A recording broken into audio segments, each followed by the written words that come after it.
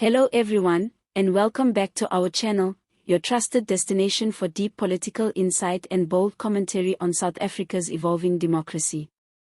If you're new here, make sure to hit that like button, subscribe, and turn on the notification bell so you never miss a single update on the unfolding drama within our political landscape.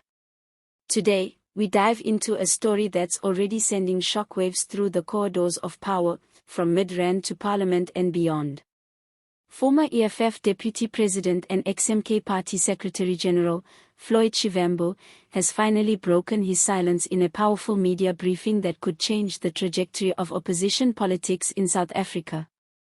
In what can only be described as a candid and potentially explosive address, Shivambu has laid bare the inner cracks of the economic freedom fighters, and in doing so, he's also positioned himself as a key figure in the country's post-2024 political reset. Let's break this all down. Floyd Shivambu, once one of the most recognizable voices of the EFF alongside Julius Malema, has described his departure from the Red Berets not as a failure, not as a resignation, but as a moment of liberation. Leaving the EFF, he said, was the best decision of my political life. Those are not just casual words. They are a calculated rebuke to the party he co-founded in 2013, a party that promised radical economic transformation but which, in Shivambu's view, had drifted dangerously into personality cults, factionalism, and ideological confusion. Shivambu's revelations go further than personal grievance, they are a direct challenge to Julius Malema's leadership. According to Shivambu, prior to his exit, there was a closed-door meeting involving senior EFF figures, some of whom still occupy top leadership positions, where there was a unanimous agreement that Malema was not fit to lead the country. Let that sink in. The same people who now cheer on Malema at rallies, issue statements in his defense, and defend every controversial utterance, were privately whispering doubts.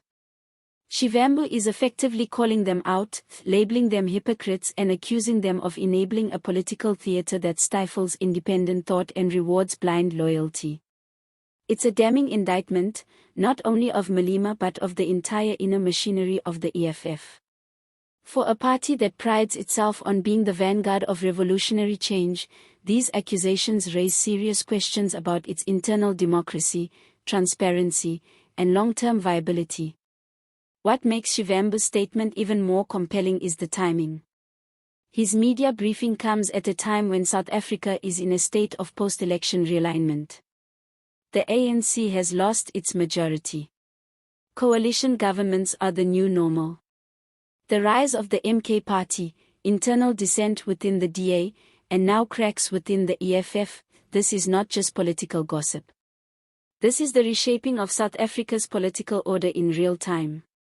Shivambu didn't mince words when he described the EFF as stifling and intellectually bankrupt. Independent thought was discouraged, he said, and personal ambition was masked behind radical rhetoric. That's a brutal assessment of a party that built its brand on challenging neoliberalism, standing with the poor, and disrupting the status quo. But if we're honest, we've seen signs of this rot before. Remember the controversy over EFF MPs living lavish lifestyles while preaching socialism? Or the party's inconsistent stances on key national issues like land reform, foreign policy, and judicial independence?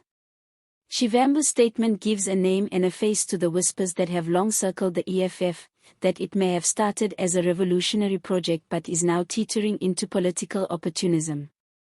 What makes this even more serious is that Shivambu is not just any disgruntled former member. He was at the center of power. He co-authored the party's founding documents. He shaped policy. He represented the EFF in parliament. And until very recently, he was seen as Malema's ideological twin. For him to now say he walked away because the EFF had become a toxic environment is not just a personal story, it's a political turning point. Now, Shivambu says he's moving on. He's turning his attention to a new political movement, one he says will be rooted in ideological clarity, public accountability, and honesty. Not personal allegiance. not the preservation of egos. And certainly not radical slogans without radical outcomes. This opens up several new questions. First, can Shivambu actually build something new? South African politics is full of breakaway projects that quickly lost steam, COPE, ATM, even smaller ANC splinter groups. It's not easy. The system favors big parties. The IEC registration process is complex. And without grassroots support and clear funding, even the most brilliant ideas can die quietly. But Shivambu is no lightweight. He understands the media. He knows parliament. He has name recognition. If he positions himself correctly, especially among the urban, disillusioned youth and the middle-class black voters who no longer feel at home in the EFF, he might just carve out a space. Second, how will the EFF respond? Will Julius Malema go on the offensive? Will the party try to discredit Shivambu, dig up old scandals, and frame his comments as the bitter ramblings of a defector? Or will they ignore him, hoping that his revelations don't stick and that public memory is short? Whatever the response, the EFF will have a hard time pretending that Shivambu's words don't matter. Because what he said about internal hypocrisy, leadership doubt, and ideological decay is what many South Africans have been suspecting for years. And finally, there's the broader question: what does this mean for 2026 and beyond? South Africa is entering an era of political flux. No party is guaranteed power anymore. Voters are becoming more informed, more cynical, and more demanding. The days of charismatic leaders with popular slogans running the show without scrutiny are coming to an end. People want policy. People want results. And people want leaders who walk the talk. If Shivambu can align his new movement with those national sentiments, if he can distance himself from the mistakes of the EFF and offer a credible alternative, he might just become a serious player. But the road ahead is long.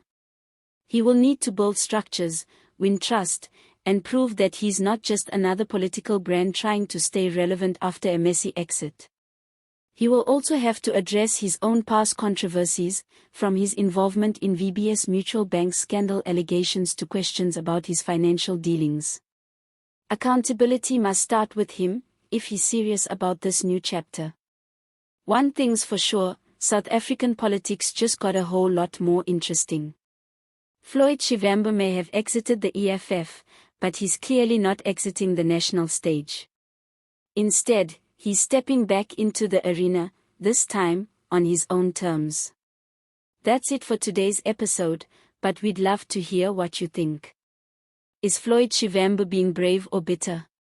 Do his revelations matter, or are they too little, too late? Can he actually build a successful new movement, or is this just another flash in the pan? Drop your thoughts in the comments below. Don't forget to like this video if you found it insightful, subscribe to the channel, and share it with friends who follow South African politics. See you next time.